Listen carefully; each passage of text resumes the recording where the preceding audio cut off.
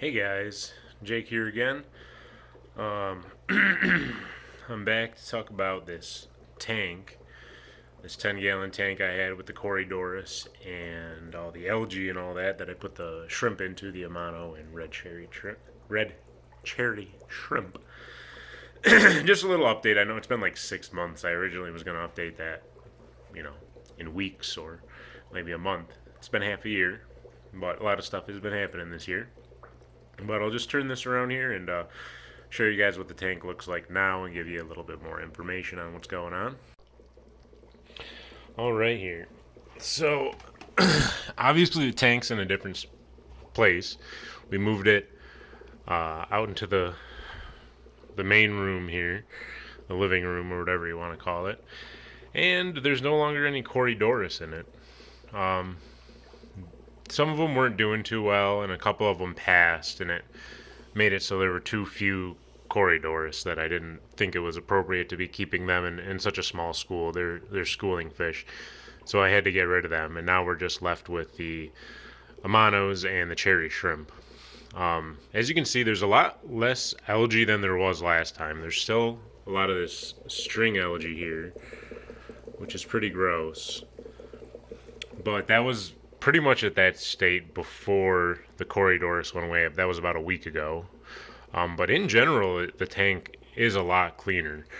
I'll say that the gravel vacuuming and the more frequent water changes, better food, and adding the shrimp really did make a difference. It didn't totally get rid of all the algae. There's still all types of algae growing.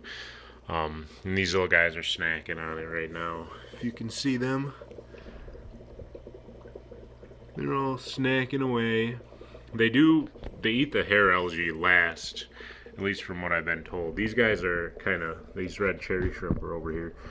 But I don't think that they're actually eating the hair algae.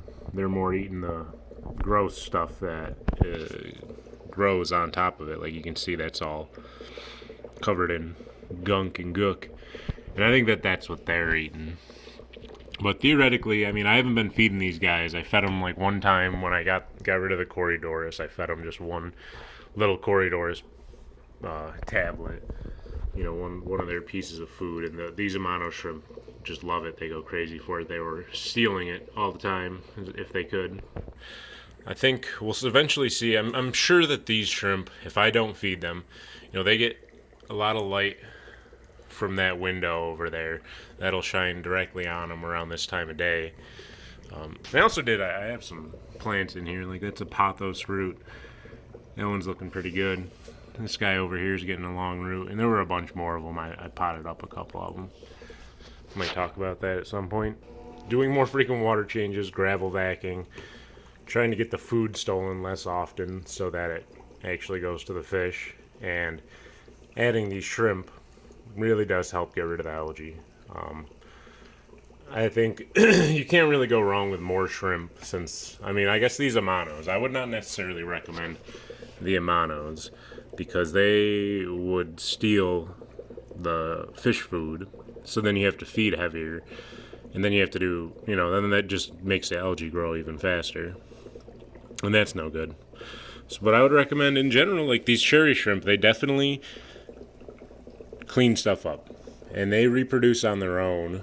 The Amano shrimp won't reproduce in the conditions that most people keep a freshwater tank or a saltwater tank. You know, they won't reproduce.